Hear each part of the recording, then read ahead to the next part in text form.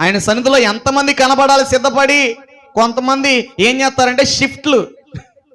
ఏమండి, కంపెనీలో షిఫ్ట్లు ఉంటాయి కదా, ఉదయం నుంచి సాయంత్రం వరకు ఒకళ్ళు, సాయంత్రం నుంచి మళ్ళా తెల్లారదేక ఒకళ్ళు, సోమవారం మంగళవారం బుధవారం ఒకళ్ళు, గురువారం శుక్రవారం శనివారం ఒకళ్ళు అన్నట్టు, బుధవారం నువ్వు వెళ్ళప్ప, శనివారం నేను వెళ్తా, ఆదివారం నువ్వు పనికి వెళ్ళప్ప, ఆదివారం నీ బదులు నేను వెళ్తా. ఏమిటిది అసలు? ఇది దేవుని భక్తా లేకపోతే సంత అనుకుంటున్నారు కొంతమంది.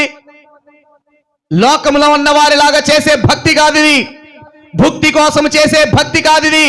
ఇదిగో దేవుని రాజ్యములో యుగయుగాలు జీవించడానికి చేసే భక్తి ఇది. దేవునికి స్తోత్రం కలుగును గాక. కనుక నీవు సిద్ధపడాల్సిందే.